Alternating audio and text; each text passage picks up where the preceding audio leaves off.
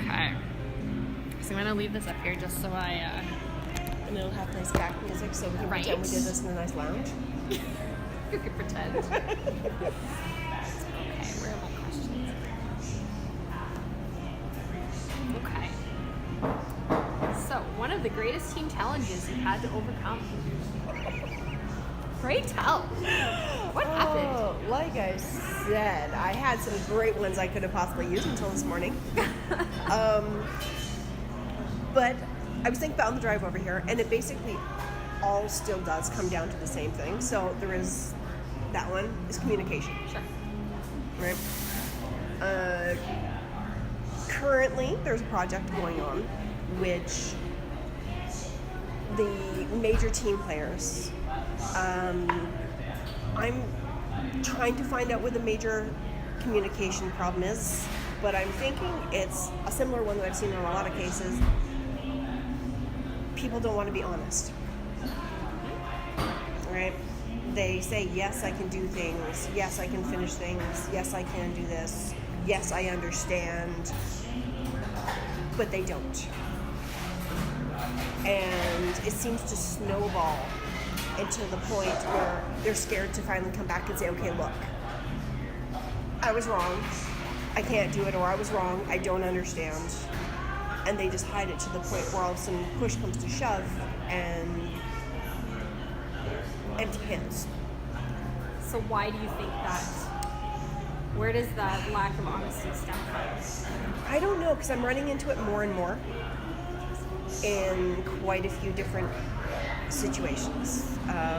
Me and you have talked about this one before, where the biggest problem I see with a lot of them is communication, right? That's why what you guys do is fantastic, because you help fix those communication problems. But now I'm noticing more and more it's not just a communication problem, it's an honesty problem, right? And I don't know, I'm going to start looking into this one more myself, because I basically kind of started putting these little pieces together when this situation came to a head today, where all of a sudden I'm like, okay, no, hold on, I'm seeing this over and over and over again. Where before I always thought it was just communication. I thought the two things were either communication or ego. Now I've got the third category, which is honesty. So stemming potentially from a lack of trust in the team? Either a lack of closure. Either that one, or I don't know. Or is it more of a people are scared that if they don't fulfill, they're letting people down, or the whole, trying to find the exact words I'm looking for here. I'm going to come back to this word, because I've been trying to pinpoint it all morning, this one word. And it's not entitlement, but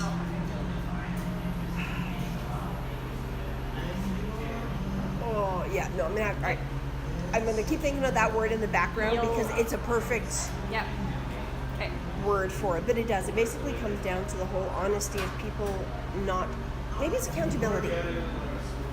Accountability? Yeah. People are scared to be accountable for their own actions. Yes. Right. And people are not being as held accountable.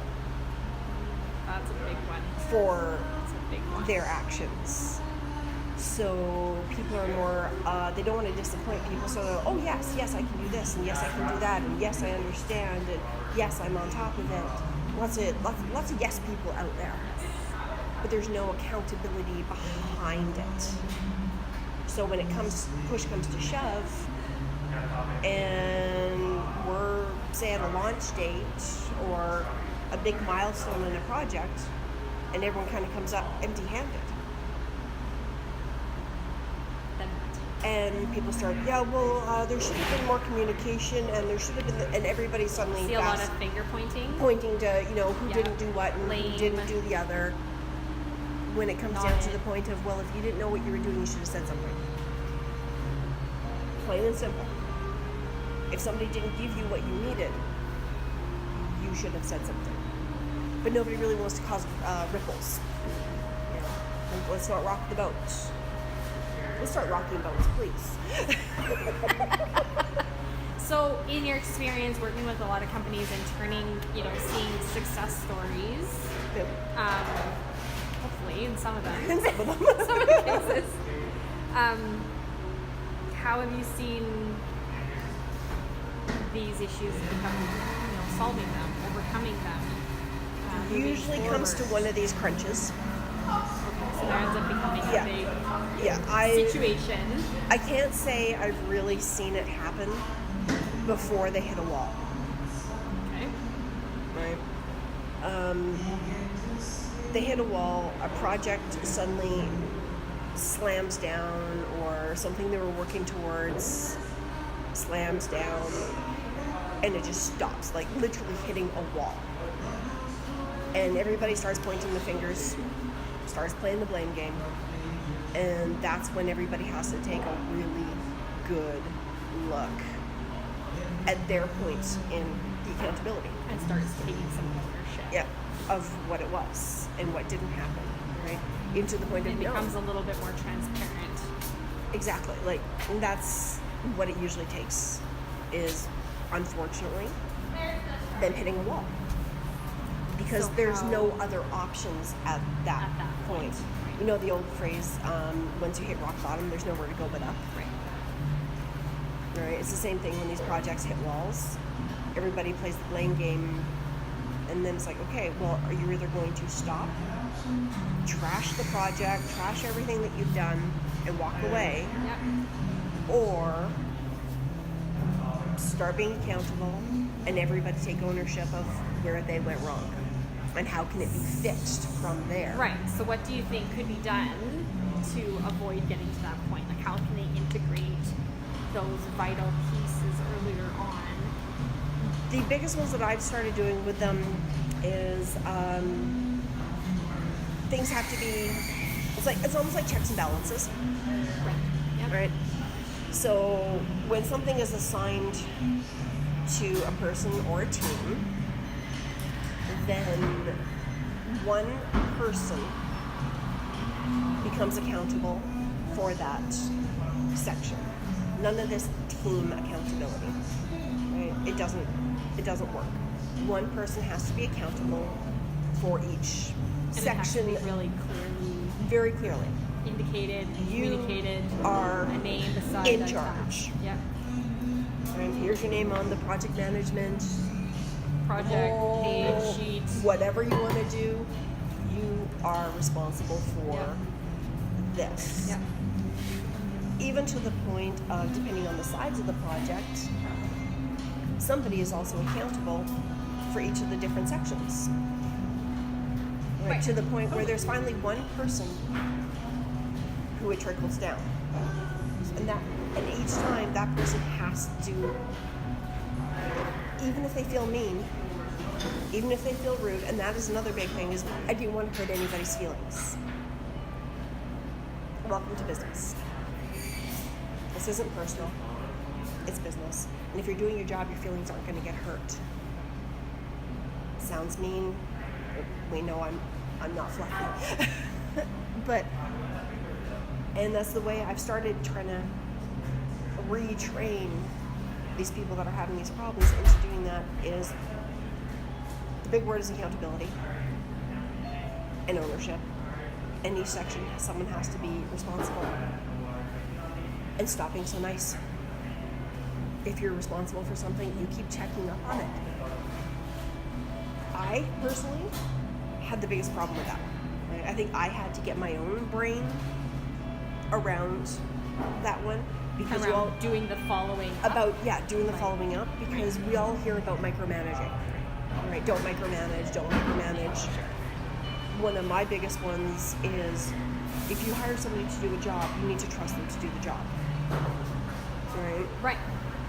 Or But micromanaging is not necessarily managing how it's going to get done. Exactly. But you're still responsible to make sure that Make the sure end it gets goal is done. gonna get done. Right. And it's finding that Right. balance, because you keep hearing, oh, well, you're not supposed to micromanage. You're not supposed to micromanage, right? And from the beginning, I tell everybody, if you don't trust them, why do they work for you? Right? Because to me it's the same as personal relationships, work relationships. If you don't trust them, you shouldn't be in a relationship with them on any level. Right? And that especially goes for work. So if you can't trust them to do a project, they shouldn't be doing the project. Right?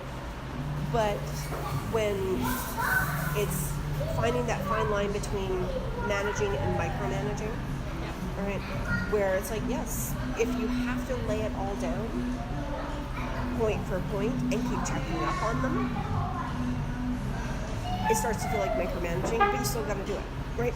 But even if if they're doing their job, it should be a very simple, okay, how's this? Yeah, we're still doing it, or yeah, we run into a roadblock. Well, and if you have the right systems and stuff, checks and balances, like you said, set in place, then you're constantly getting that feedback. You should be constantly getting the updates. Right? So you shouldn't necessarily have to be checking it. No. Right? And proof in the pudding, right? More than just, yeah, it's handled, yes, it's handled, being a yes man, like, yes, I can handle it, but actually having some a way system of seeing. of knowing. Right. Right. And like you said, being willing and prepared to call somebody out or have the hard conversations that need to be had if it's that not. box doesn't get ticked when it's supposed to get ticked, Yeah. or whatever.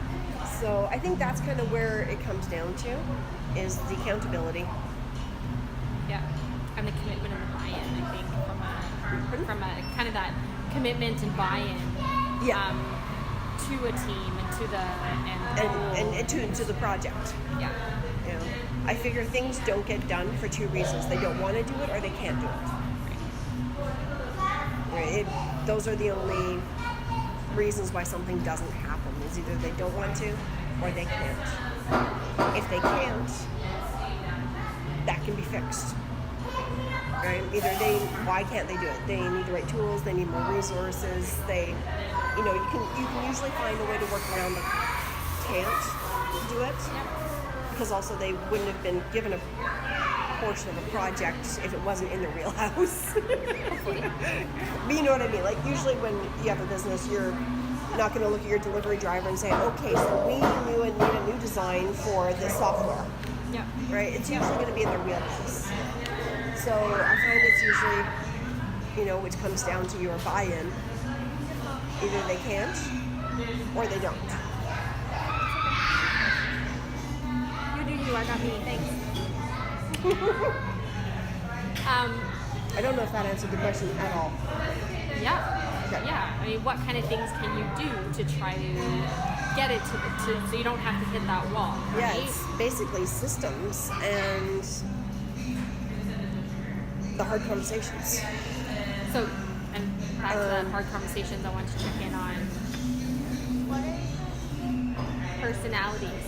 So, right? So Yep. a lot of the work that we do with Emergenetics is really helping people tap into how they're different and how we function and think differently. So I'm interested to hear kind of what your experiences are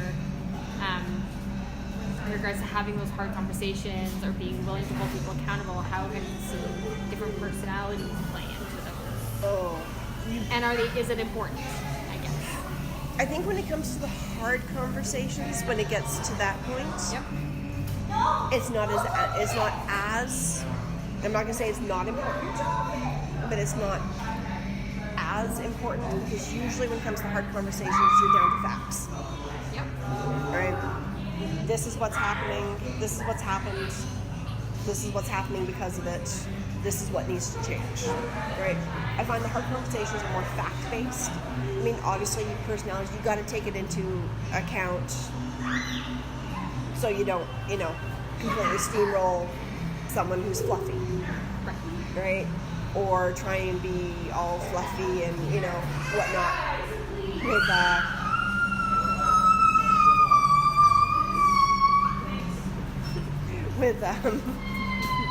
people that are more analytical. Right? You got to take it into account, but I think the diversity part is more important in the pre-conversations.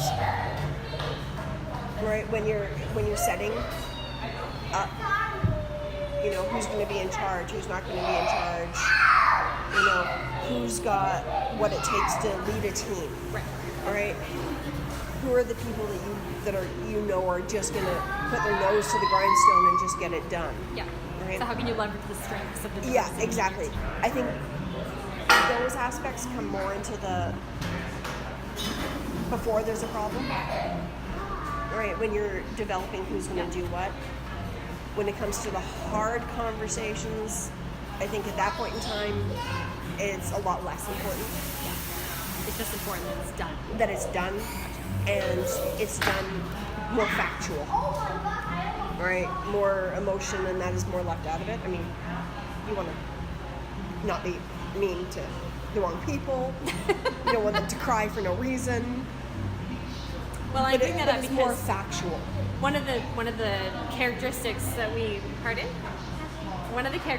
measure is assertiveness, and it's provided an interesting perspective. So it goes from peacekeeping all the way to competitive driving.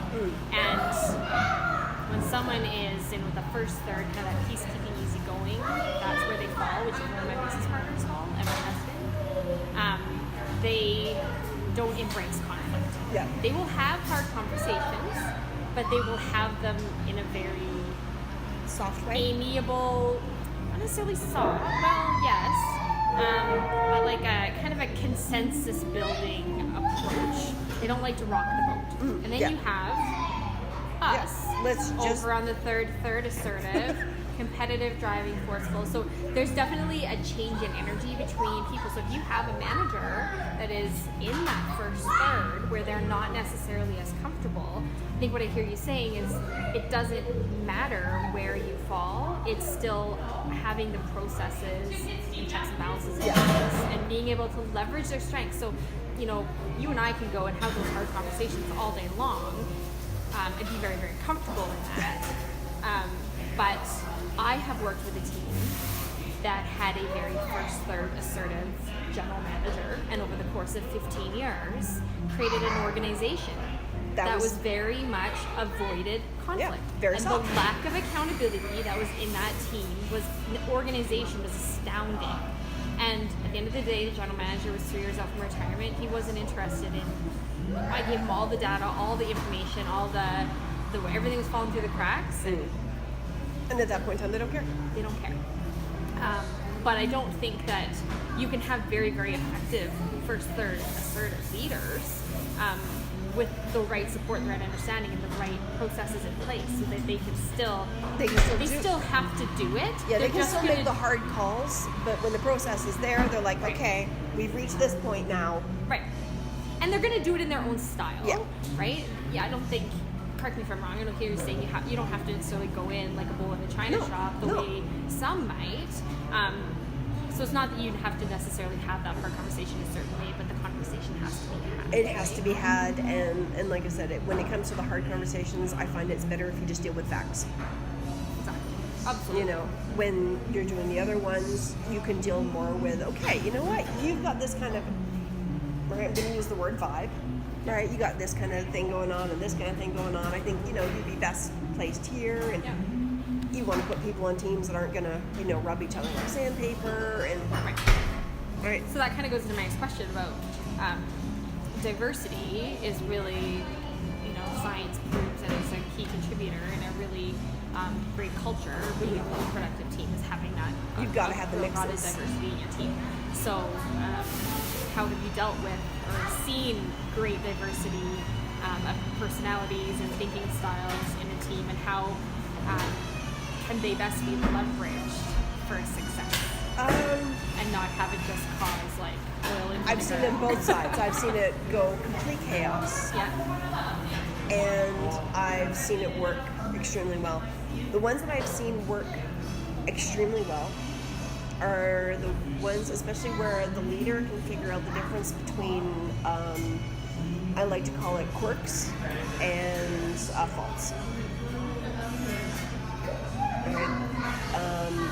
You figure out people's quirks. You can have some that are complete procrastinators, and you know they're driving their type A people completely batty and around the brain because they would have had everything done 6 months ago. Right? But you know they will pull it off Cheers. every time, right? Like, you know, there's some that, you know, they leave it to the last minute, but they still pull it off. And they pull it off perfectly.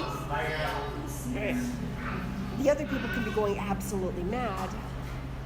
Now, So how do you bring that together? If you learn, it falls under that quirks and faults, is when you get all of your people to realize what is a quirk in somebody and what's a fault. A fault is a procrastination and they don't get it done. Right. Or they get a half. Because then you're focusing on outcomes, and if the outcome is not achieved, then exactly, then it's you're not. having those conversations. Then you're having the hard conversations, and things are falling behind. Where if somebody's getting frustrated with somebody else, you say, okay, but have they ever gone wrong? Is this uncomfortable for you, but yet it's still going to get done? Yeah. Or is this a problem? Yeah, exactly. Right? Like, so one of those ones where it's just not the way you would do it, Right. but the track record says they're still going to do it and you're going to love the outcome. Right. And they usually kind of go, Right. as soon as you put it in the two perspectives between quirks and faults, they're like, okay, I like that. no, it's a quirk. Yeah. All right, they're going to do this and they're going to do that and they're going to drive me batty. But in the end, they're going to pull off exactly what we want them to pull off. Cool. Right? There's some where you may absolutely hate their sales style. But they can pull in the sales and their clients are thrilled, right? So you can't really say anything. You're just like, okay, I don't get it. But Totally. In emergenetics, we call that our scratchy area, like things that just feel really uncomfortable. Some of the way somebody communicates, the way they sell, the way they whatever. The way they do whatever, but it works. But it's uncomfortable for me, but brilliant for them. Yeah. And I'm glad I don't have to do that. But instead of, that's some of the things we try to do is help people turn their frustrations into some level of, ideally, to getting to some level of appreciation. Yeah. And seeing the value in what that is, and just being thankful that I don't have to do that because I see the value that they like, that they the do it. piece of that puzzle that they fill that I don't fill. You know, that's really where we've got with my team. Like the three of us are so different, and it's my brother for crying out loud. Like I've got years of all of these, call them quirks. It's an interesting way to put it if I think about him. You know, just driving me crazy. Yep. But now I look at, he runs our projects, he runs our, like, talking about accountability, like we just brought on 2 new big clients, and he's in Asana just like putting everything out there. My Asana's filling up with like tasks out till June, and every task has a name and a date, and like talked about It's all broken down, and you know I am exactly so, where you're going. Like, it hurts my head even just going through my inbox and like trying to get my head around my tasks, but thought that of what he's doing on the other end, setting it up and assigning tasks out, like the fact that I don't have to think about that and do it, like holy Diana, Yeah. thank you. Yeah. Thank you. Right? So it you kind of makes you come- look at it's like when you brought up frustration, right? And because that's usually the biggest thing. They're like, yeah, well, it frustrates me. I get so frustrated. I keep trying to get people to change their mind from frustrated to fascinated, Oh, I love that. right? It's like, okay, well, next time something frustrates you, change it to fascinate. Oh, And make it look at one of those going, okay, I find that really fascinating. right? Then figure it out. Break it down. Okay, what about it fascinates you? Right? Because if something fascinates you, you're gonna break it down. You're gonna You're actually gonna have a different energy around it. you're gonna analyze it. And once you analyze it, you don't feel that same frustration. You're just forcing yourself to kind of look at it through a different lens. From a different lens, from a right? different perspective, right? Cool. So I like it. it kind of breaks that one down. So those are kind of usually the biggest ones for handling diversity, is quirks and faults and frustration to fascination. I love it. Right? That's awesome. Yes. Don't even. You have a coat in the car. probably have mittens. You can wear my mittens. My mittens. Put them on your ears. Oh, that's so warm. You want to go out to the car and get your coat? There's a fireplace. Go do some jumping jacks. In your opinion, Ooh, in my opinion, people don't want that. what qualities does every leader need to have? Open-minded. Open-minded. Right? Open-minded and flexible. You got it. If you come in and because you're dealing with so many different people, like you said, so many different diversity, and if you're not, then you might want to rethink that one, right? Because you should be. So you need to be open-minded. You need to be flexible. You need to be able to change.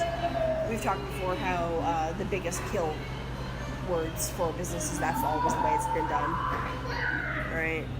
The whole mentality of my way or the highway, and right, those are kill switches, right? Nothing's gonna last that way. So any leader, you got to be open-minded to people's ideas. On the idea one, that's the other big one, is I tell people, it's like you should really listen to as many opinions as possible. It doesn't mean you have to use them, right? But you should listen to as many of them as possible.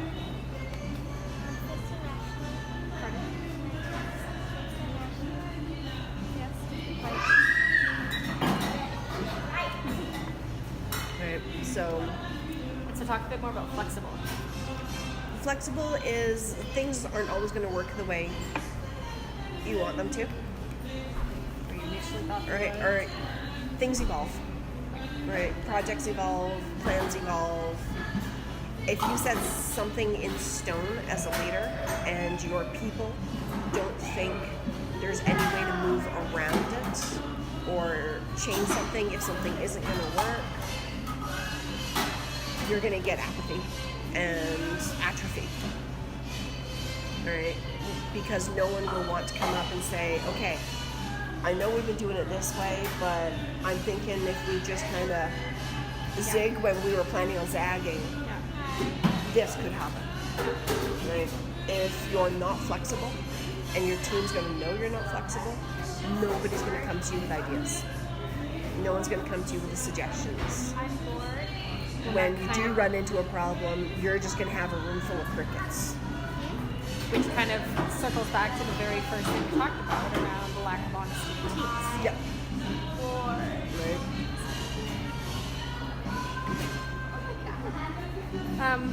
If you could go back and give younger you leadership advice, what would it be?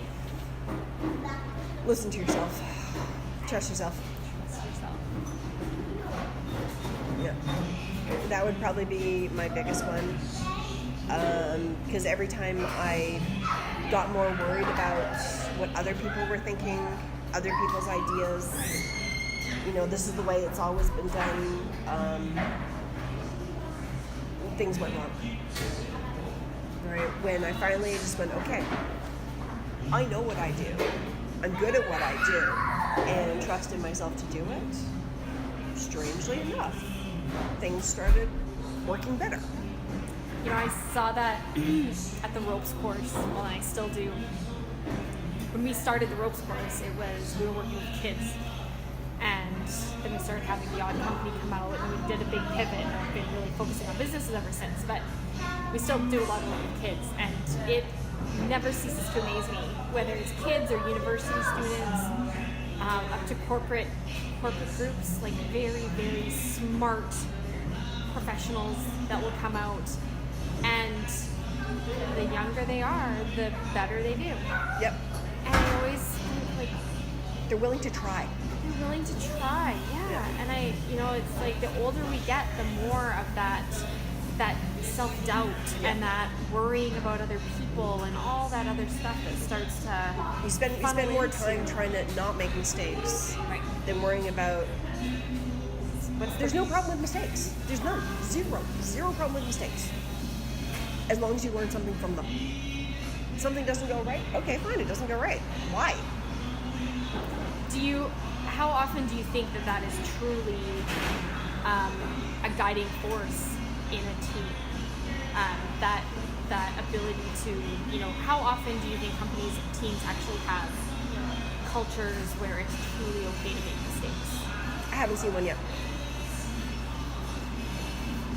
Interesting. Right now, I have not seen one yet.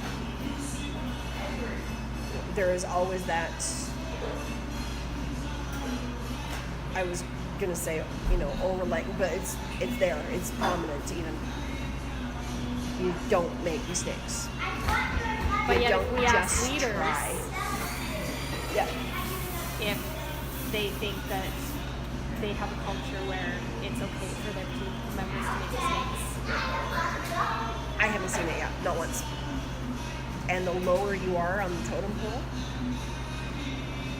the more absolutely petrified you are to make a mistake.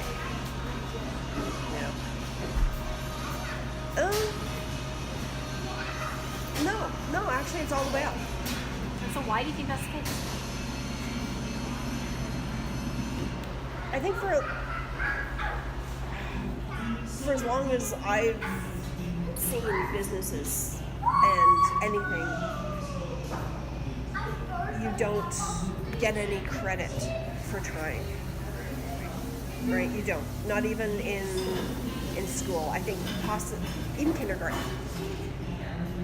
Right? Even all the way down to, oh no, that's not the way you color. Right? No, you need to keep it inside the lines. Right? It's all about, these are the rules. You don't change, right? Which is why every business out there, you keep hearing it. This is the way we've always done it. Change is terrifying. Absolutely terrifying to everyone. Which is sad. Which, people have been, laughing at me and saying things, to me of, the whole, more of a, that's not how things are done. Because I've been determined to change that in my own business. Right? Is one of those, okay, I want to build something where it can try. Right? I don't know if I told you before, one of the other ones, my George Lucas scenario. I have this mentality of, George Lucas, you know how we ended up getting, 4, 5, and 6 before 1, 2, and 3, right? Because he didn't have what he needed to successfully pull off what he wanted for 1, 2, and 3. All right, the cinematic and the effects and everything, it just wasn't quite there. So he did 4, 5, and 6 first before he did those ones. So every time I come up with an idea or I hear an idea or whatnot, and it's one of those ones where, that's a great idea. And they're like, yeah, well, it won't work because of blah, blah, blah, blah. And, people automatically go, oh, it won't work because of... It's like, okay, so let's just put a pin in it. All right, let's do a George Lucas here. Yeah. Put a pin in that one. Right. Put it up on the board. It's still a phenomenal idea. Right. Parking lot. And as soon as whatever's missing from it comes up, it'll be fantastic. Right. But you don't write off the idea just because you don't necessarily have the resources. The idea is still fantastic. You just don't have what it takes to pull it off right now. Right. So you don't scrap the idea. Because tomorrow, that perfect resource might come It along. may just suddenly come along, right? It could be 10 years down the road. Yeah. And something could come up and all of a sudden you're like... And if you've still got the idea right there, you're like, all right, let's do it. Or else someone else is going to come in with that idea And when pull that it off. resource is available. Exactly. And then you're sitting there thinking, shit. Yeah, could have done that. Right? Right? So what's the impact you want to have as a leader? I guess I just basically covered it. I want to create that culture. I already have, Kaleidoscope, as you know, and I was working on a not-for-profit. My main overall dream/goal for my life, shall we say, and then move on to, my daughters and whatnot, is I want to develop a company culture where any idea is possible. May not be possible right now, but it'd be possible. I want all ideas to come out, right? And not just specifically around one line of work. I mean, obviously, Kaleidoscope stay where it is, and the investigation company will stay where it is. But this is my ego talking. Byrne Corp. It was actually a private, funny joke between me and my dad when he was sick, and it was from the Mr. Burns. Yep. From The Simpsons. Yep. Right. Yep. It was that whole mentality and just went really wrong, and has some strange conversations too. And he was talking how one of his biggest regrets in life was that he couldn't build something that could build things for the next generations. Right? That was his biggest regret in life, was that he couldn't build something that could build other things. Interesting. Right? As I said, it was a very unusual conversation. And it was, he's been gone now for 13 years. So it was probably about maybe 7-8 years after he went. And I had this moment. I'm like, that's what I want to do. That is my end goal, is to create a company that builds things. Not always physical. If it builds ideas, builds ingenuity, builds confidence, helps fix problems. Right. And there is no such thing. I mean, I was actually going to read an article today. I didn't have a chance before I left the house, that it says no ideas, the whole no ideas are bad ideas is now a bad idea. I still think there is no such thing as a bad idea. Not if it's truly an idea. Right? It may not work the way it is, right? But it's an idea. It's a thought. It's a concept. It's hey, you know what? It's a piece of the puzzle. What if? Right? The entire world was built on what ifs. And if somebody doesn't do something with the what ifs, that's right? With my team, the biggest thing is you can't come to me with just a it won't work. You need to come up to me with a it won't work because of, And this is what we can do otherwise. and here's an idea. It doesn't even have to work. You have to have a let's try, or maybe we could, right? Just not it's not gonna work. Why? Right? You come up with me with just that, and it's like, and you can go over there now. But you come up with it's not gonna work because of blah blah blah blah blah. Maybe we can try. I think everywhere should work like that. So how do your team members respond to that? What's the general It feeling takes around the that? longest time for any of them to get their head around it. Okay. Ones that don't get their head around it, don't last. Just don't. Right? Because either they're going to get frustrated and not fascinated,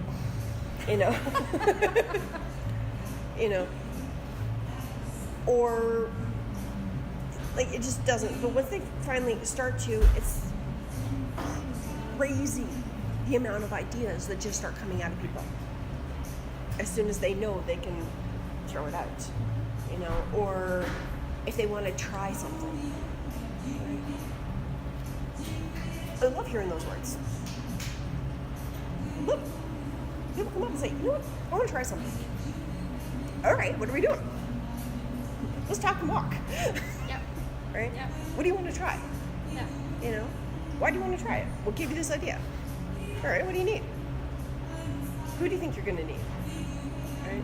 I have this one board, right? And it's a virtual board, but it is literally just a board of things people want to try. Right? It is literally just a what wonder. if, Yeah. maybe, right? And it's just there. And then they put on it, okay, what their idea is, what they think they need, you know, just whatever they've got. And anybody can go and look at these. They may not necessarily want to get involved in that project, but they can look at it and go, oh yeah, hey, have you thought Right. of adding blah, blah, blah, blah, blah? Yeah. Or, hey, you should talk to Yeah. whoever, Yeah. right? That's cool. They may not want to be involved, but they may have an insight. Have another piece of the puzzle. Exactly. Right? And you never know who's going to do it. And it all started from a what if or a, you know what, I'm going to try something. Well, and that's another really great way to tap into the diversity in your team. Right? Exactly. Because everybody has different levels of knowledge and aptitude and skill. And thoughts. And But we also see things very, very differently. Yeah. Right? And so that's, we call it a lot of, yellow conceptual energy. I think that's, really what you're speaking to in that, like, loving that big picture and the ideas. And somebody might really live in that space all the time, but if they're not energized by the actual logistics of execution or the processes around that or the validity of the idea, but yet you might have someone else on your team that naturally can look at ideas and be like, yes, no, yes, and if you can create a space for people to be able to just play. show up with and be honored for their strengths. And, It's like a be mental able to- playground. Yeah, that's cool. They can just go and throw ideas. So have you seen some really cool stuff come out of that? Actually, yeah. An entire division of our company that's just supposed to be launching. Part of my anger today. My Zen moments. But one thing I had never contemplated doing with Kaleidoscope was software development. Never. Right, it had never come into my mind. Yep. And I think in the fall, on our last conversation, I started telling you about some of the softwares we were doing. Yeah. Well, that whole thing has taken on This is a life of its own. a life of its own. It is just, I couldn't have even fathomed the idea of what it's turning into. Yeah. Right. But it was because someone on the team said, you know what I want to try? Hey, you know what? I see a need for something, or Yeah. And it's just steamrolled, it's awesome. right? Because somebody had the guts to say, you know what? Right? And I never would have thought about it. It definitely wasn't in my plan. But why not? But again, kind of full circle right to the very beginning. That honesty, right? Like when people are in a team and they feel honored and valued and trusted and validated. It's surprising how much comes out. Yeah. Right? Rather than living in fear of whatever that is, Yeah. right? And just And then there's so much of it. yeah. Like I said, I haven't seen it anywhere where there's not. I see them trying, but I haven't seen anybody accomplish it yet, which is very sad. Well done. Yeah. Well done. So what kind of stuff for me to put in a little plug about Kaleidoscope and you, how would you describe who you are, what you do, what makes you great, what are you looking for? No, kaleidoscope still built around the three main ones. Assess, resolve, maintain. Right? That's the whole mentality we started over, and it always will. Because I feel it falls under everything. Right? It's assess what needs to be done, find a way to fix it, and keep it cool. Yep. Right now, most of my brain is on the development division. Yep. We're basically going all towards helping smaller businesses. Yep. Right. The one that we're launching in March is it's called Finder. Finder. Yeah. Okay. And it's a web and mobile application. Yep. Where, right, how long do you spend looking for things? For, say, a service, a business service. You need a ghostwriter. You need someone to do graphics. You need displays for your store. You need a website done. Even to your own personal ones, you need to find something, a hair. You need to get your nails done. You want to get your eyebrows microbladed. Yep. Right? Yep. The man's beard's getting a little too out of control. He needs to go and get it trimmed or glittered. Whatever the new thing is. And right, but it's basically it's one app, and they go in, and it's got different markets. So from aesthetics and beauty, health and wellness, active lifestyles, business services, event services, and you can just go through basically 4 steps to find whatever you're looking for, even if you don't really know what you're looking for. Say on, like, the business one came about because one of our companies we were working for, he's like, needed something for displays in his office. Right? He's like, and he was, oh yeah, well, I'll just go into Staples. And 2 of us turned around and went, whoa, whoa, whoa, whoa, no, don't put Staples for that. Right? You're gonna charge you through the. He said, well, where else do you go? He's like, I don't even know what I'm looking for. I just kind of know, and they do office supplies. Right. So they'll know. Yeah. So it ended up taking like 45 minutes going through Google and everything else. But we found him what he did, and all of a sudden he's just like, oh wow, I didn't even know they did that, and they did that, and they did that, and it opened up this whole new line. But he didn't even know where to start. Right? It was only because we just happened to know roughly what he was looking for. Not even the exact word, but we knew kind of where to start.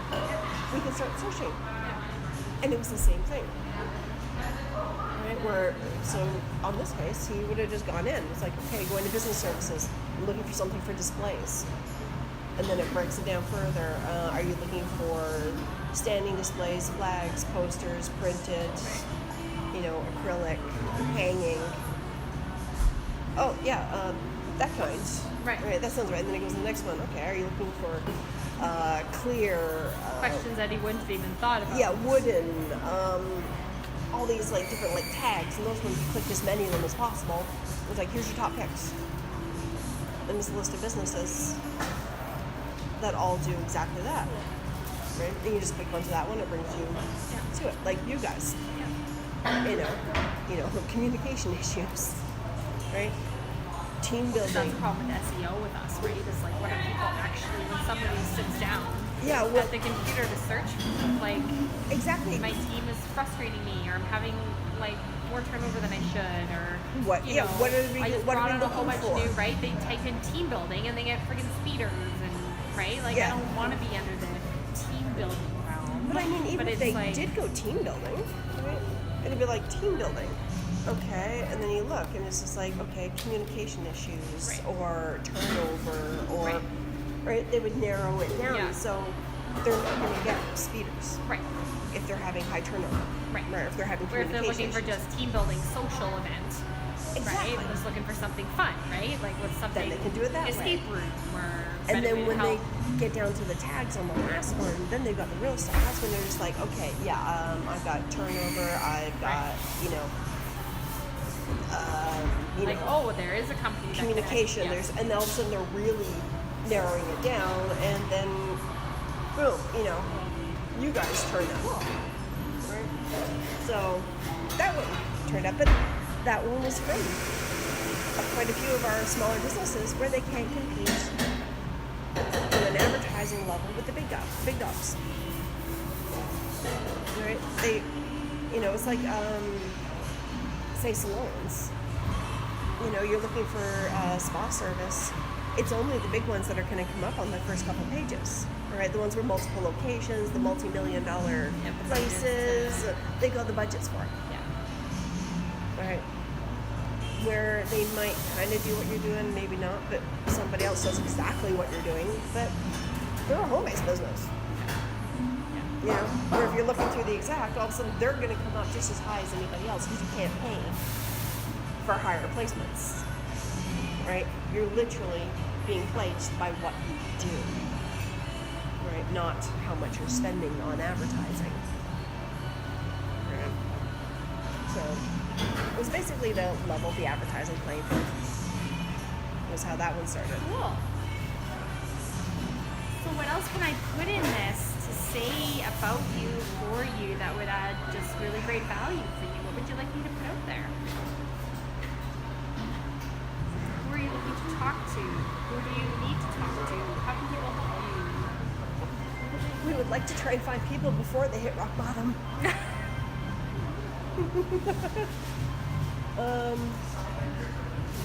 Yeah, no, I don't know how that necessarily, that's the one big problem I've had in mind trying to, because I said we keep getting referred by people when they hit walls, when they hit bottom, when things are looking bad. Yeah. I would like companies to start looking at early warning signs. Okay. What are those?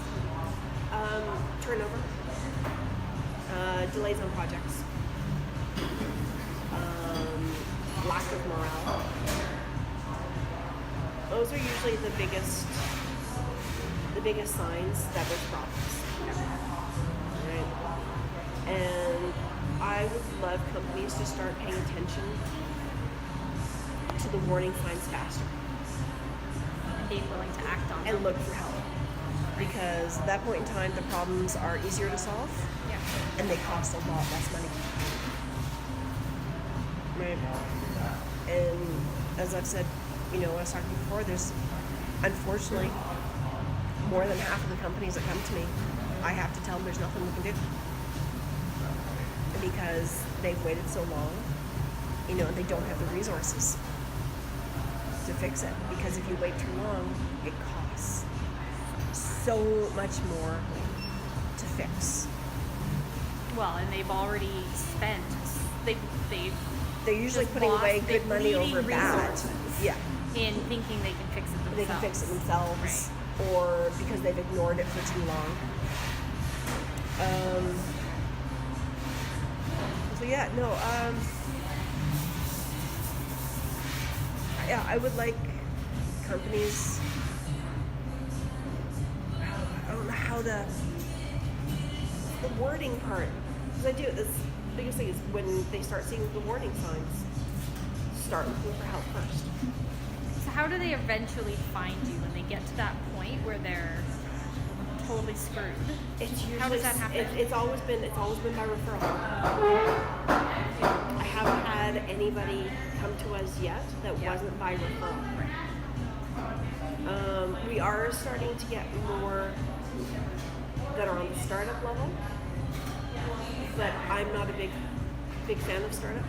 So have you aligned with, this is just